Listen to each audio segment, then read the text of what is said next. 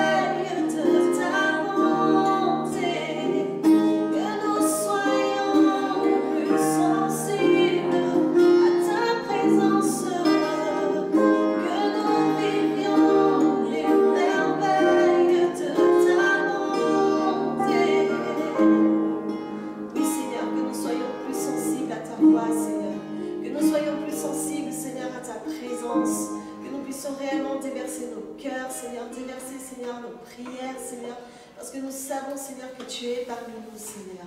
Alléluia.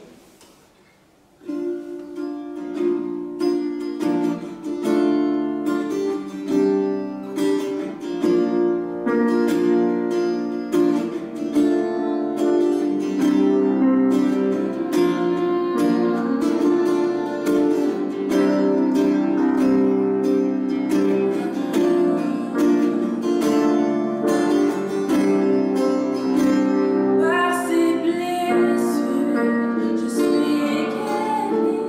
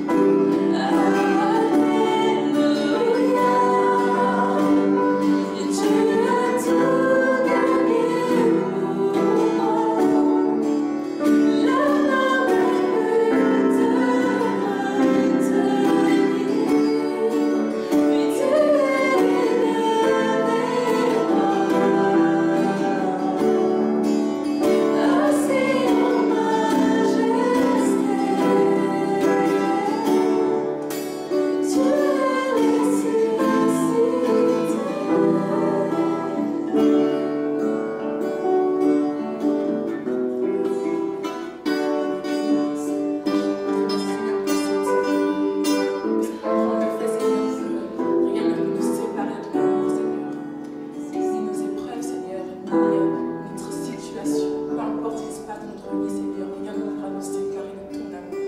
Seigneur, la parole dit que dès les ventres de ma mère, je me connaissais déjà, Seigneur.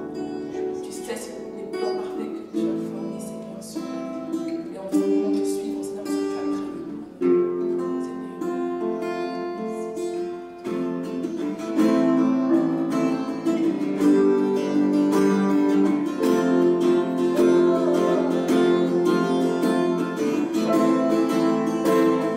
Merci.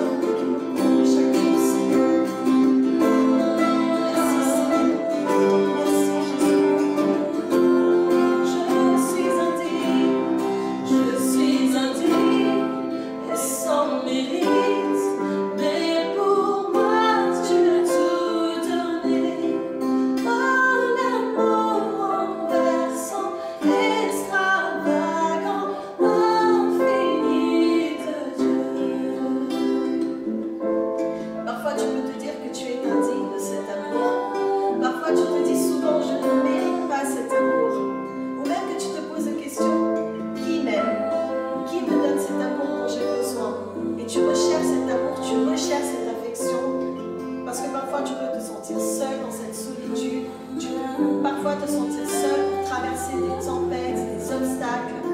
Et ce matin, nous voulons déclarer ensemble que tu n'es pas seul. Nous voulons déclarer ensemble que Jésus est avec toi et que son amour te comble chaque jour, que son amour te protège chaque jour, que son amour te soutient chaque jour. Sache que tu es enfant de Dieu, sache que tu es aimé par cet amour et cet amour nous transforme de jour en jour, cet amour nous comble chaque jour. Que tu puisses recevoir l'amour de Jésus ce matin chez toi, que tu puisses recevoir l'amour de Jésus où que tu sois et que tu puisses appeler, Seigneur, donne-moi cet amour. Seigneur, je veux ressentir cet amour dans cet instant. Et nous voulons déclarer dans ta vie que l'amour de Jésus fait partie de ta famille, que l'amour de Jésus fait partie de ton foyer, dans le nom puissant de Jésus. Je suis indigne et sans mérite, mais pour moi tu as tout donné.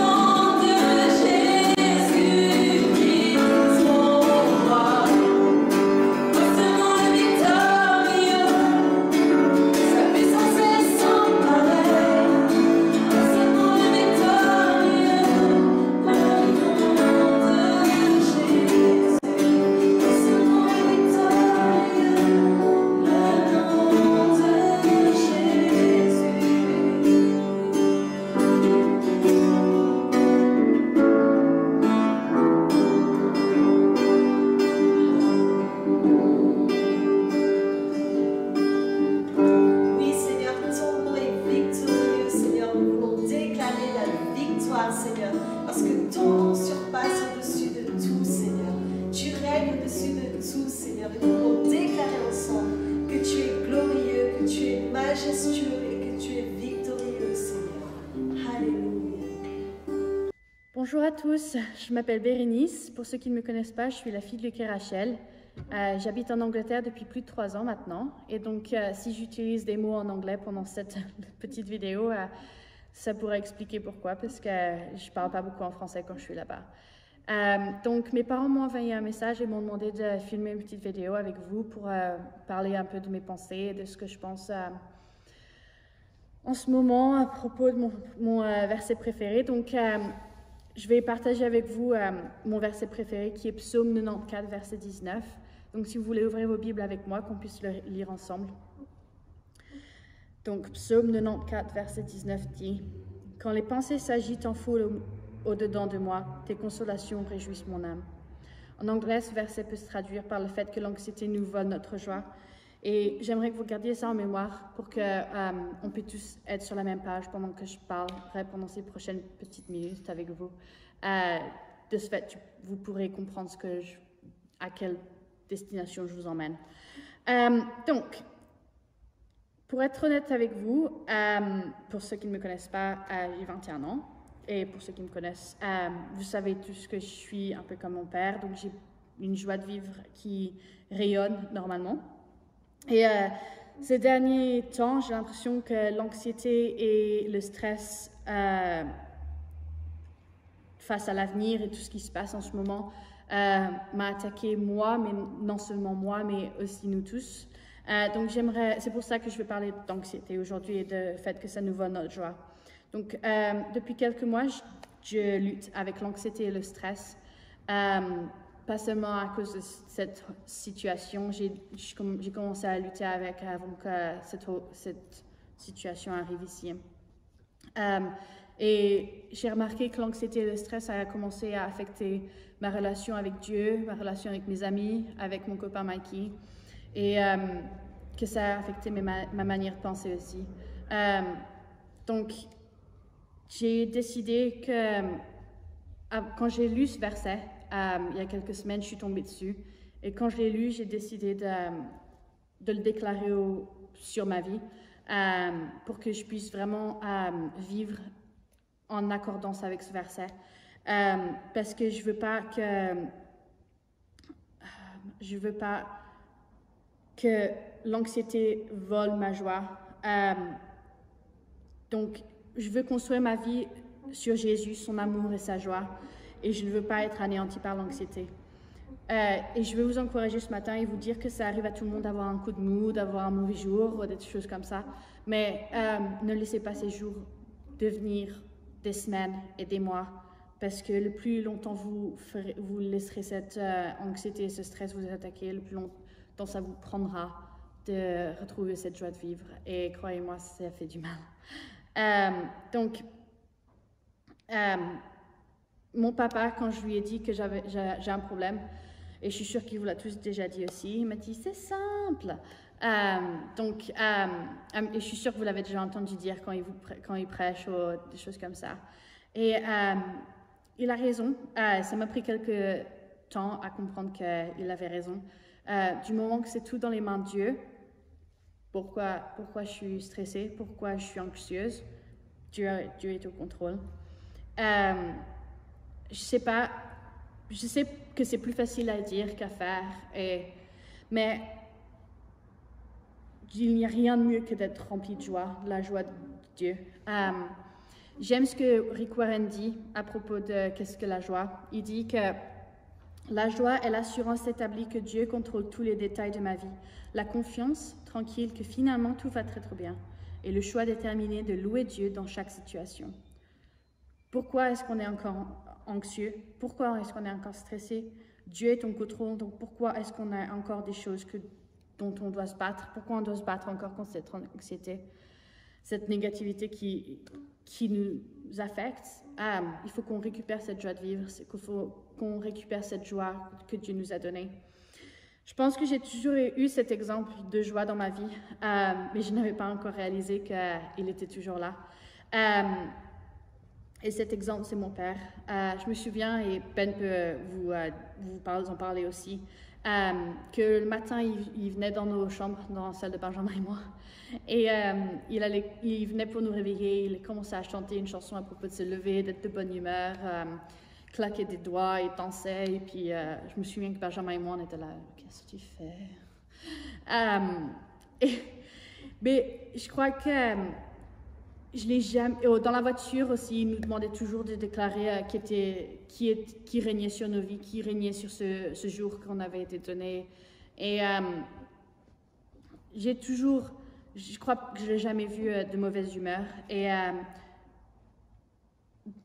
c'est juste... je ne dis pas qu'il est parfait, parce que... Non, désolé papa. Mais je veux être remplie de cet amour, parce que quand je le regarde, je vois que l'amour de Dieu et la joie de Christ qui rayonne à travers lui. Et j'aimerais beaucoup que les gens voient cette joie qui rayonne à travers moi et qu'ils puissent me demander pourquoi tu es si heureuse ou pourquoi, qu'est-ce qui te rend si heureuse ou des choses comme ça. Et comme ça, je pourrais leur partager l'amour de Dieu et la joie de Dieu. Donc aujourd'hui, je vous demande de choisir Jésus et sa joie. Donc si vous n'avez pas encore fait ça et si vous n'avez pas encore donné votre vie à Jésus, ou il y a encore des domaines dans votre vie que vous êtes encore contrôlés par le stress et l'anxiété, je vous encourage vraiment à juste tout donner à Jésus et tout lui rendre, parce que c'est lui qui a le contrôle. Et tout est mieux quand Dieu est en contrôle. Et je sais que votre Église est maintenant appelée à vivre l'impossible ensemble. Et je pense que du moment que vous avez cette joie de Dieu, cette joie de Jésus et l'amour de Dieu, tout ira bien. Vous vivrez l'impossible ensemble en tant qu'Église. Et je suis impatiente de voir votre Église vivre l'impossible ensemble. Merci de m'avoir écouté. À bientôt. Merci Amanda et à ton équipe pour l'excellente louange que nous avons vécue. Merci aussi à toi, Bérénice, pour ce moment d'encouragement. Et puis, juste avant d'introduire le message de Gauthier, j'aimerais vous relire aussi un passage, toujours dans 1 Pierre, chapitre 1, à partir du verset 8. « Jésus, vous ne l'avez pas vu, et pourtant vous l'aimez. Vous ne le voyez pas maintenant, et pourtant vous croyez en lui. C'est pourquoi vous êtes remplis d'une grande joie, une joie si grande qu'on ne peut même pas en parler. Cette joie, vous l'avez parce que vous êtes sauvés. Voilà la récompense que vous gagnez en croyant en Jésus. » Merci encore Bérénice pour ton encouragement. Et celui-ci donc poursuit en fait cet encouragement où on sait en qui on croit et que notre joie provient du fait qu'on sait qu'on est sauvé. Merci Seigneur. À toi Gauthier. Bonjour les amis, c'est une joie et un plaisir de partager le message du Seigneur pour l'Église aujourd'hui, et sans plus attendre, j'aimerais prendre avec vous dans la parole de Dieu Apocalypse chapitre 7 au verset 9 à 12. Après cela, je regardai, et voici, il y avait une grande foule que personne ne pouvait compter, de toute nation, de toute tribu, de tout peuple et de toute langue. Ils se tenaient devant le trône et devant l'agneau, revêtus de robes blanches et des palmes dans leurs mains.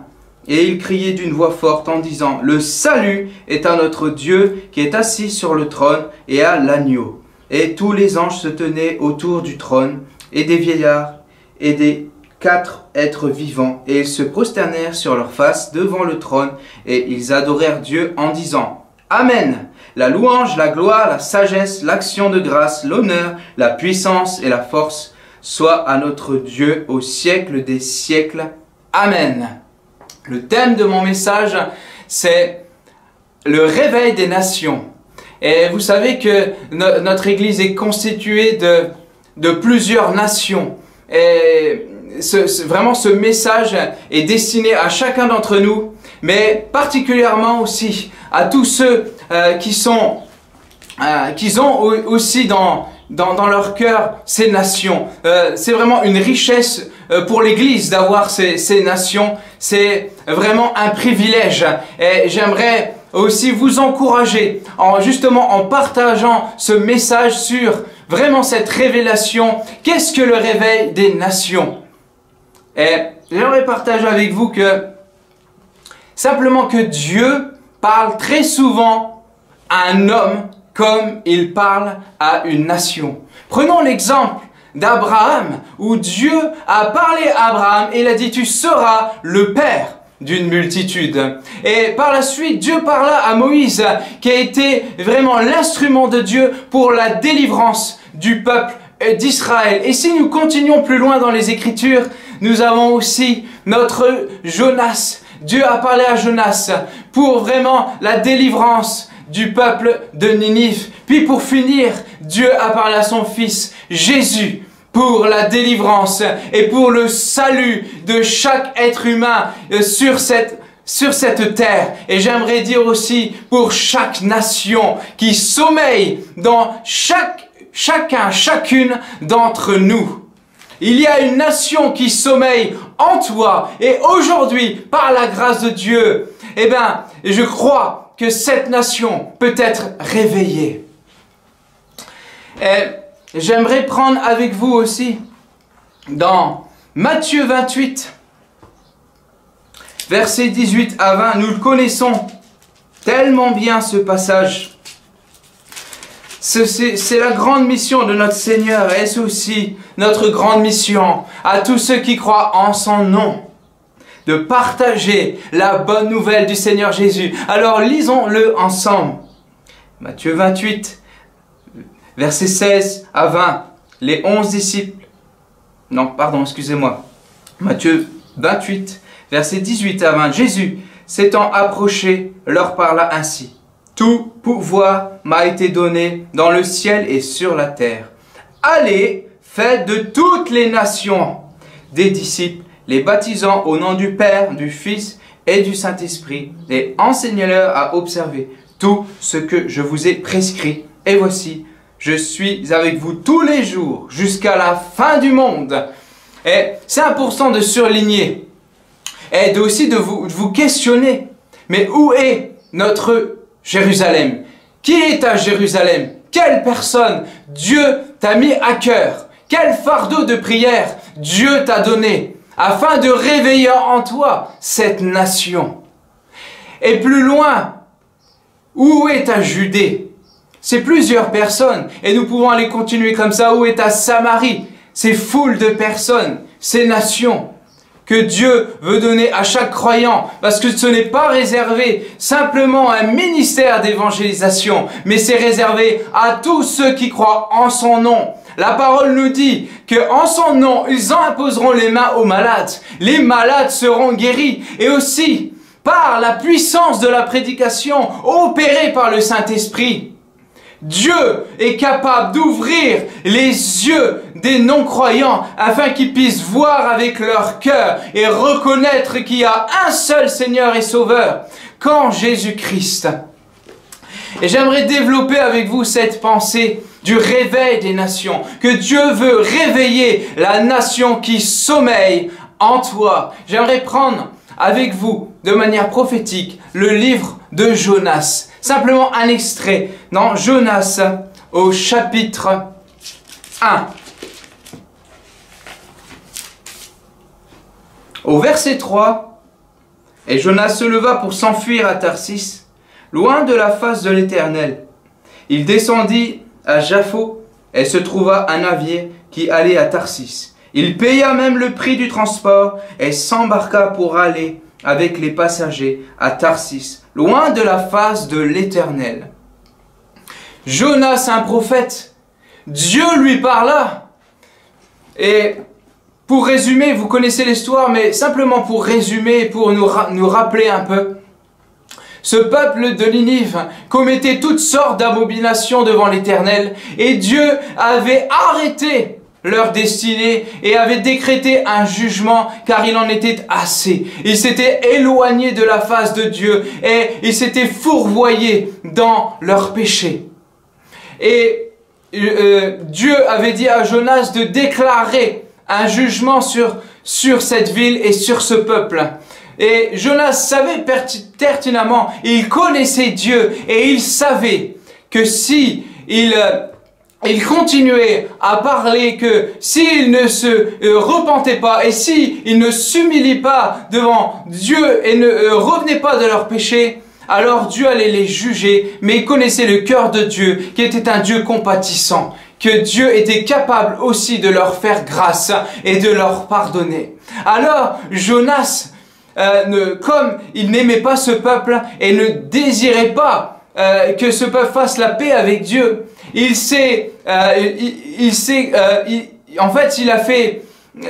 a carrément en fait changé le plan que Dieu a voulu. Il n'a pas obéi à Dieu et il s'est allé loin de la face de l'Éternel. Et Dieu a permis ces choses on voit par la suite de l'histoire qu'il soit avalé par la gueule d'un poisson. Symboliquement parlant, dans les temps dans lesquels l'Église vit et nous vivons, c'est comme si Dieu avait permis que nous vivions ce temps de confinement pour être vraiment enfermés en nous-mêmes, isolés, que nous puissions rentrer en nous-mêmes de manière spirituelle et réfléchir. Est-ce que nous faisons réellement le travail du Seigneur? Est-ce que nous vivons réellement une vie chrétienne épanouie et vivons réellement les choses de manière essentielle? Ou est-ce que nous ne sommes pas un peu fourvoyés par toutes sortes de choses, d'événements et de choses extérieures qui nous a quelque part un peu éloignés des choses du cœur de Dieu qui comptent réellement pour lui? Alors Dieu a permis que nous venons réellement à la source. Car la source de la vie chrétienne, elle n'est autre qu'une vie chrétienne remplie du Saint-Esprit qui intercède, qui prie régulièrement et qui cherche la face de Dieu. Car il y a toujours la même promesse que Dieu donne à son peuple, que si mon peuple s'humilie, prie et cherche ma face, alors je guérirai son pays. Et Jonas l'avait très bien compris, que s'il annonçait cette parole, alors le peuple de Ninive pouvait revenir en elle-même. Ce peuple à qui le péché venait obscurcir la présence de Dieu et l'éloigner de Dieu. Si Jonas parlait réellement, alors Dieu pouvait faire grâce et illuminer leur cœur et pouvait revenir à l'Éternel et Dieu allait écarter ce jugement. Aujourd'hui, je suis convaincu que si nous demandons à Dieu dans l'intercession un fardeau de prière pour une personne, pour notre Jérusalem, si nous y attelons, si nous le cherchons de tout notre cœur, et je sais que parfois c'est compliqué parce que la chair a des désirs contraires à celle de l'esprit. Mais si nous cherchons de tout notre cœur, alors comme il est dit dans la parole, le Saint-Esprit est capable de nous épauler, de nous porter sur lui et de nous amener dans une dimension spirituelle que nous n'avons pas encore connue jusqu'à présent. Parce que ce peuple, la nation a besoin d'être sauvée.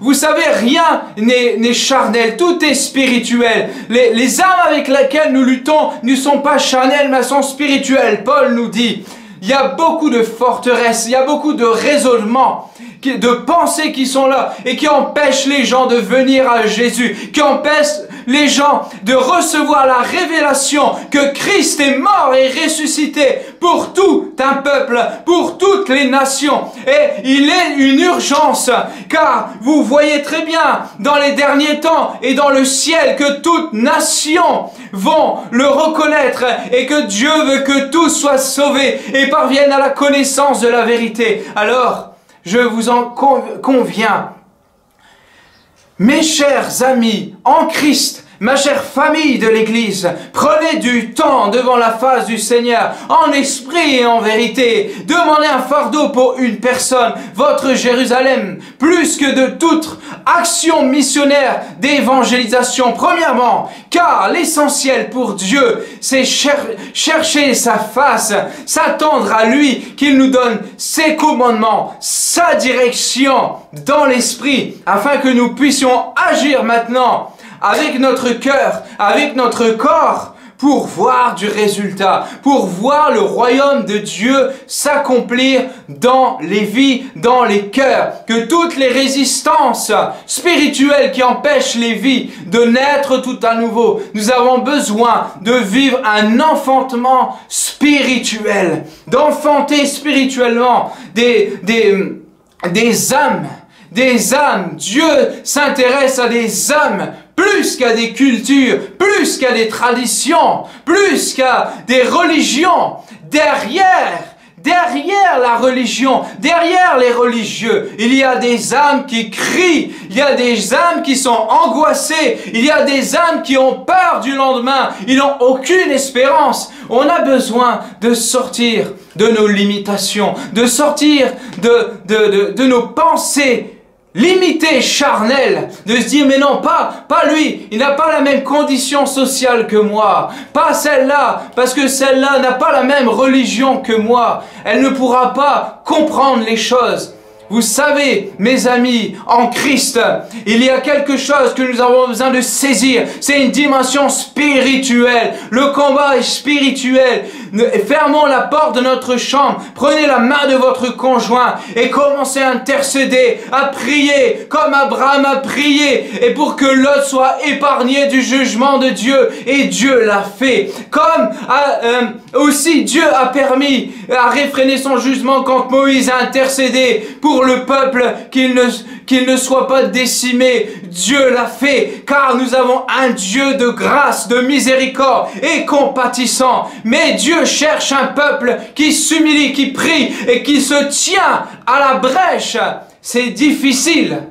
La prière est difficile parce que la chair ne veut pas prier. Mais quand nous continuons à combattre et à dire non, je vais continuer à persister et à prier et à demander à Dieu de l'aide, alors Dieu étend sa main sur nous et nous conduit dans son cœur pour la nation. Et il nous réveille par le Saint-Esprit. Il nous met une âme qui devient un peuple, car si une âme est sauvée, alors toute une multitude peut être gagnée pour la cause de l'évangile, la cause de la bonne nouvelle. C'est l'éternité qui est en jeu. Mais je crois que l'Église va vivre un réveil spirituel dans les derniers temps. Et je crois aussi, parce que je ne veux pas être en dernière, ou endormi, ou avoir perdu l'objectif, que par la prière, nous allons garder nos lampes allumées. Et je vous encourage, frères et sœurs, maintenant,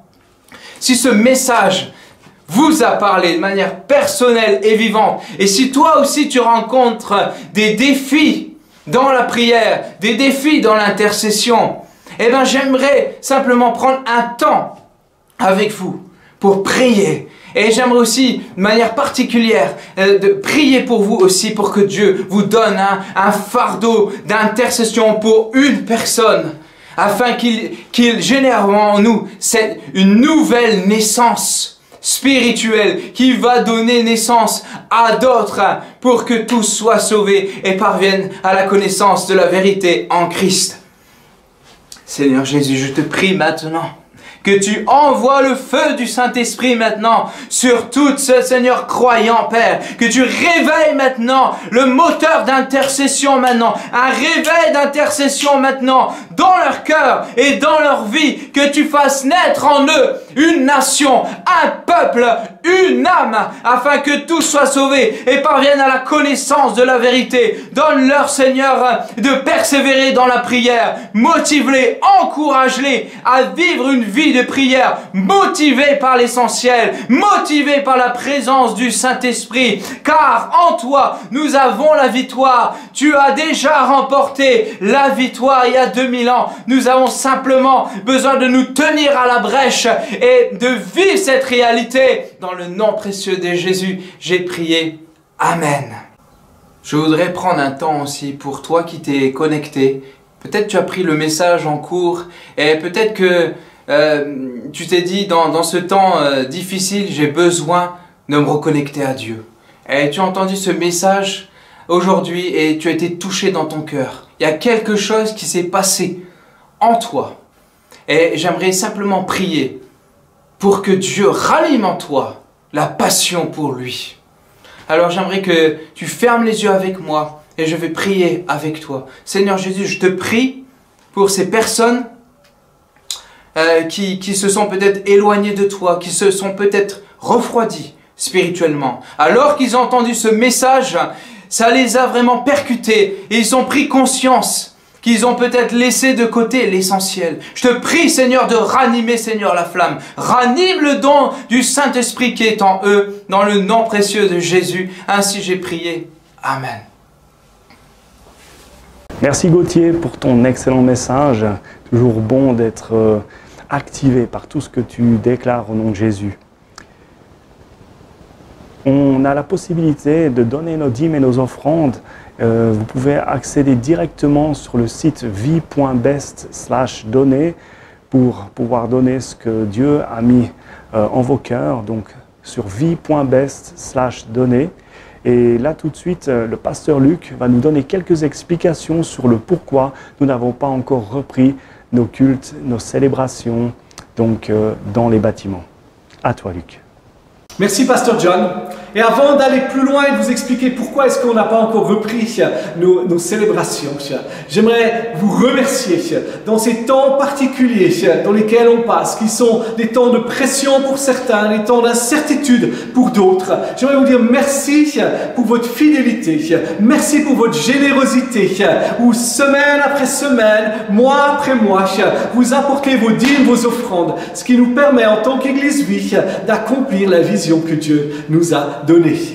Et j'aimerais redire cette vision. Cette vision, c'est des disciples qui grandissent en Christ et qui se multiplient. Un disciple qui grandit en Christ, c'est un homme, c'est une femme qui devient toujours plus semblable à l'image de Jésus, qui accomplit ses œuvres, qui pense comme lui, qui vit comme lui et qui se multiplie parce qu'il est tellement attirant ou elle est tellement attirante que les gens ont envie de devenir aussi disciples de Jésus.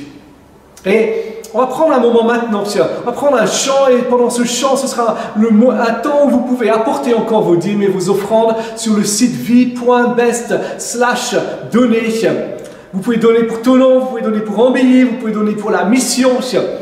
Et souvenez-vous qu'en donnant, vous êtes disciples de Jésus. Parce que Jésus est notre modèle de générosité. Lui, il ne s'est pas contenté de donner de l'argent ou de l'or, mais il a donné sa vie pour nous à la croix. Donc soyons des disciples, soyons généreux. Et alors que on apporte nos dîmes, nos offrandes maintenant, on va prendre ou on va plutôt écouter ce chant qui est ce chant de bénédiction.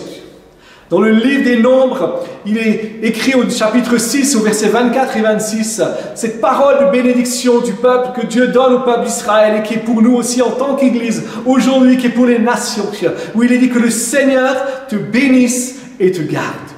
Que le Seigneur fasse rayonner sur toi son regard et t'accorde sa grâce. Que le Seigneur porte sur toi son regard et te donne la paix. Et ce chant est interprété maintenant par plus de 100 églises différentes, des catholiques, des protestants, des évangéliques, des pentecôtistes, des anglicans, des orthodoxes, qui représentent plus de 95%, 95% de l'église francophone qui veut bénir les Français par ce chant. Et ce n'est pas anodin qu'on prend ce chant pour la première fois avec toutes ces églises ensemble le jour du dimanche de Pentecôte. Le jour qui marque la naissance de l'Église. Écoutez ce chant, apportons nos dîmes, nos offrandes, soyez bénis et à tout de suite.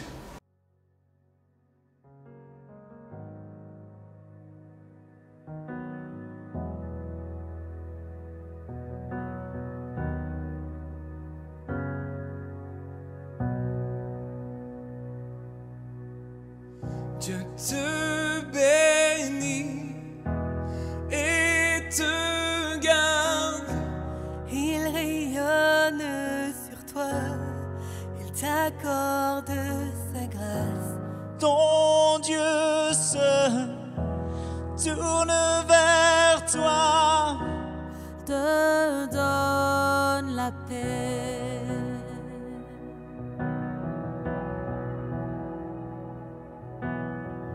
Dieu te bénit et te garde. Il rayonne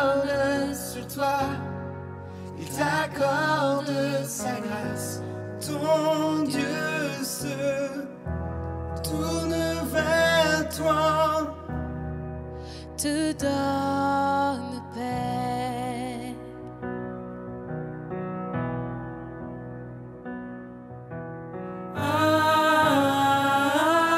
Amen, Amen, Amen.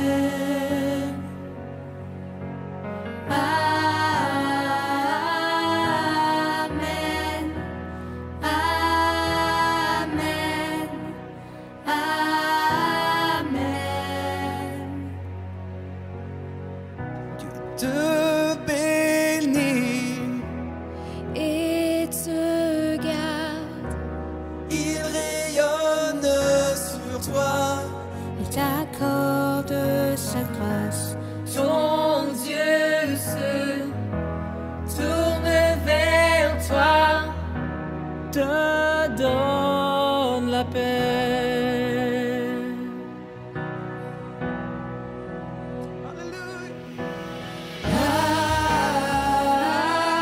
Amen. Amen. Amen.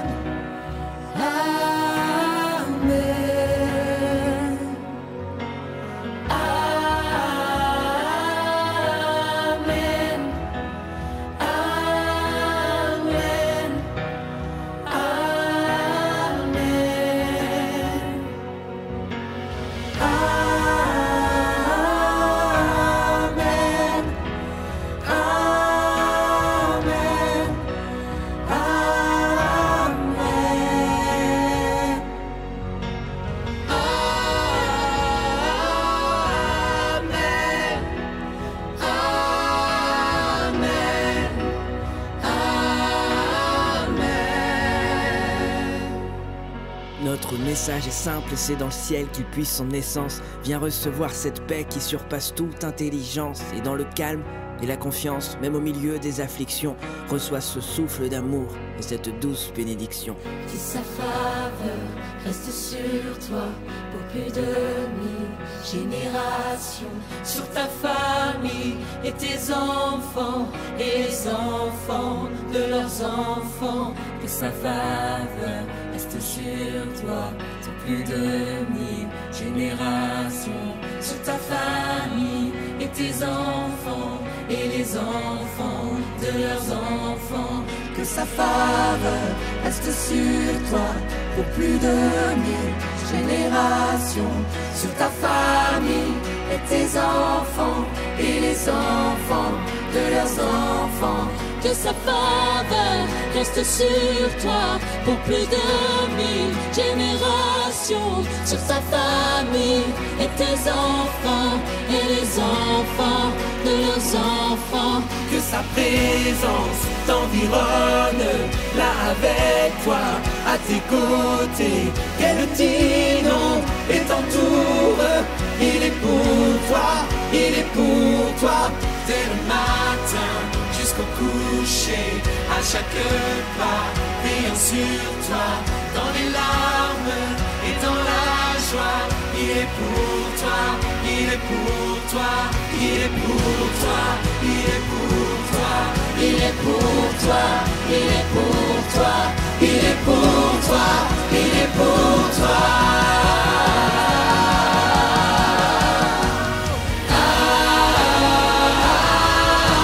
Amen, Amen,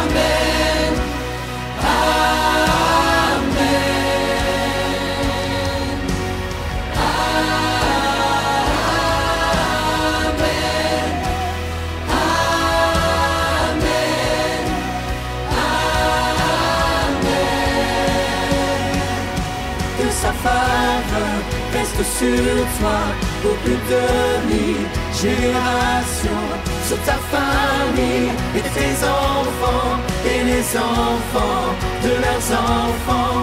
Que sa présence t'environne, là avec toi, à tes côtés, que t'inonde et t'entoure. Il est pour toi, il est pour toi, dès le matin jusqu'au coucher, à chaque pas, veillant sur toi, dans les larmes et dans la joie. Il est pour toi, est pour toi, il est pour toi, il est pour toi, il est pour toi, il est pour toi, il est pour toi, il est pour toi.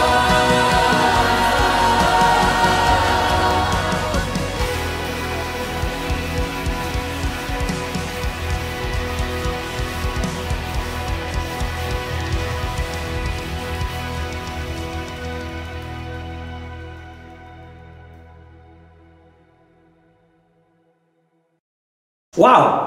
Je me lasse pas d'écouter ce chant, que ce soit en anglais, que ce soit en français, que ce soit dans différentes langues, de pouvoir écouter, de pouvoir vivre, de pouvoir déclarer ces paroles de bénédiction.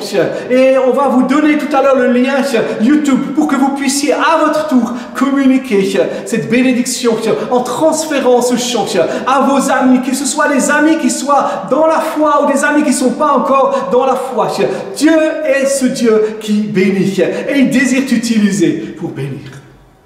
Maintenant, plusieurs personnes m'ont posé la question et m'ont dit « Mais hey, quand est-ce qu'on va reprendre les célébrations ?» Et j'aimerais dire, je préfère cette question à cette question qui m'est posée parfois de dire « Mais quand est-ce que l'Église va rouvrir ?» Parce que dans la réalité, la première chose qu'on a besoin de se souvenir, c'est que l'Église n'a jamais été fermée. L'Église n'a jamais été fermée. Elle a simplement changé de forme et de manière de s'exprimer. Elle est plus ouverte que ce qu'elle n'a jamais été ouverte, probablement.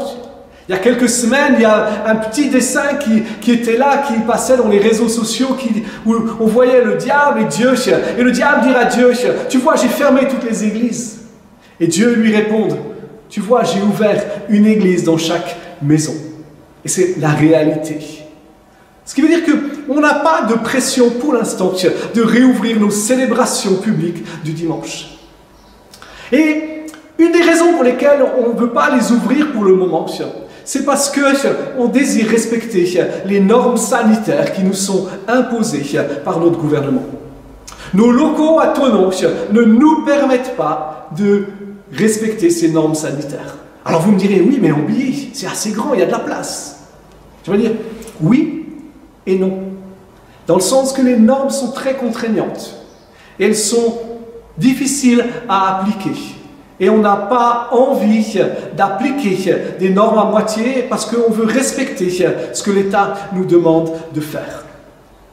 Une autre chose, c'est que on a envie que nos rassemblements soient une fête. Ça veut dire que la prochaine fois qu'on va se retrouver ensemble, on a envie que ce soit un temps de réjouissance, un temps de fête, que ce soit une expérience extraordinaire, une expérience merveilleuse pour chacune et chacun d'entre nous. Ce temps où ensemble on va se retrouver pour célébrer Dieu.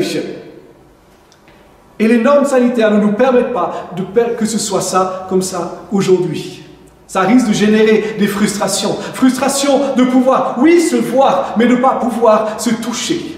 De ne pas pouvoir se rapprocher les uns des autres. Ne pas pouvoir se prendre dans les bras. Ne pas pouvoir se bénir de cette manière-là. Donc, on préfère pour l'instant ne pas le faire. Mais par-dessus tout, on veut s'attendre à Dieu. Et on désire s'attendre à sa direction. C'est son Église, elle lui appartient. Et le monde dans lequel on vit change. Et vous m'avez entendu le dire à plusieurs reprises. Le monde est différent. Et le monde va être encore plus différent à la suite, quand cette pandémie va avoir complètement disparu. Et l'Église est ce qui est sur la planète Terre, avec cette capacité la plus extraordinaire d'adaptation. Il n'y a rien qui peut mieux s'adapter aux changements et aux circonstances que l'Église. C'est cet organisme vivant que Dieu a créé. C'est toi et c'est moi, c'est nous ensemble. Et on croit que si le monde change, l'Église a besoin de changer. Nous n'allons pas changer notre vision, nous n'allons pas changer notre mission, nous n'allons pas changer nos valeurs. Mais ce qu'on veut voir, c'est de dire, mais on veut être et vivre l'Église pour ce monde. Donc on est en train d'engager un changement. On est en train d'engager une réflexion avec l'équipe de leaders pour que l'Église, notre Église, l'Église vie, puisse être et vivre ce qu'elle doit être et ce qu'elle doit vivre pour ce monde. Nous ne désirons plus faire l'Église, mais nous désirons être. Nous désirons vivre l'Église pour ce monde. Alors, On a engagé ce changement, on a engagé ces réflexions.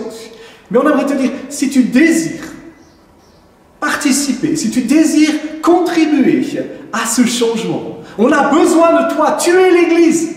Alors, contacte-nous, contacte-moi, contacte un des autres membres de l'équipe pastorale pour dire, hey, moi je veux contribuer au changement, moi je veux être acteur dans ce changement. Et on verra ensemble comment est-ce qu'on peut vivre ça, comment est-ce qu'on peut réfléchir à ça, comment est-ce qu'on peut agir pour cela. Parce que c'est ensemble qu'on veut aller de l'avant pour être et vivre ce que Dieu a choisi qu'on soit. En attendant, reste connecté. Continue à suivre la chaîne YouTube. Connecte-toi sur les différents programmes ou les différentes activités plutôt qu'on a sur Zoom, que ce soit le temps de prière, que ce soit le rendez-vous avec le pasteur pour un café, que ce soit la formation le jeudi soir, que ce soit différentes choses. Continue de le faire. Et je l'ai dit lundi dernier, je le redis aujourd'hui. Invite une famille, invite des célibataires, invite des gens, des amis, quelques-uns, pas un grand nombre, chez toi, le dimanche matin, pour être là à 10h moins le quart, pour être prêt à voir dès 10h et vivre la célébration ensemble. Bien sûr, vous respectez ce qu'il y a à respecter au niveau sanitaire, mais vous vivez cette célébration ensemble, en petits groupes, dans vos maisons, dans vos foyers. Après, vous pouvez manger ensemble et vous vivez l'Église. Vivons ensemble l'Église. Soyons cette Église que Dieu a choisi qu'on soit. Amen. Et maintenant, avant d'aller plus loin dans cette célébration, vous savez que la semaine dernière, Tips nous a dit qu'elle partait, elle a fini son temps avec nous et on est tellement bénis de ce qu'elle a été, de ce qu'elle est pour nous encore. Mais la bonne nouvelle, c'est qu'à partir de fin août, début septembre, on a quelqu'un d'autre qui arrive. Elle s'appelle Emma, elle fait une petite vidéo pour se présenter, que vous allez pouvoir voir maintenant. Et on cherche une famille qui pourrait l'accueillir, qui serait prêt à dire pendant une année, de fin août à mois de juin, on est prêt à l'accueillir chez nous. L'idéal, c'est que cette famille soit sur la zone d'Annemasse, Ambilly, etc. Parce que Emma sera engagée ou impliquée principalement dans notre site à Ambilly. Donc on cherche une famille pour l'accueillir. Sans plus tarder, c'est à toi Emma pour te présenter. Bon dimanche, soyez bénis. Hello, bonjour, je m'appelle Emma, j'ai 22 ans, je suis anglais et bulgare. Et je termine actuellement en bachelor de musique et worship. Comme vous pouvez le constater, je ne parle pas encore très bien français. Je vais aussi à l'église en Angleterre depuis bientôt 3 ans. Je suis très excitée de voir l'opportunité de venir en France.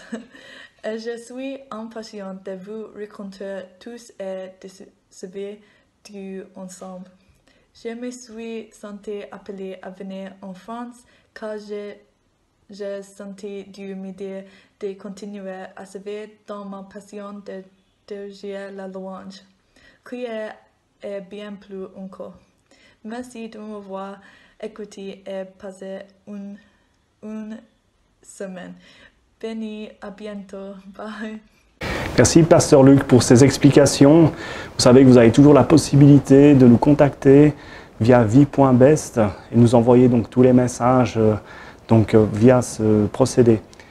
On a aussi la possibilité de rejoindre l'église tout au long de la semaine. Donc il y a plein d'activités qui sont disponibles, telles que la prière, telles qu'un moment café avec Pasteur Luc, ce temps de louange, etc. On a aussi des célébrations donc en espagnol et en portugais. Donc tout au long de la semaine, ne manquez pas ces différents événements et je vous dis à très bientôt.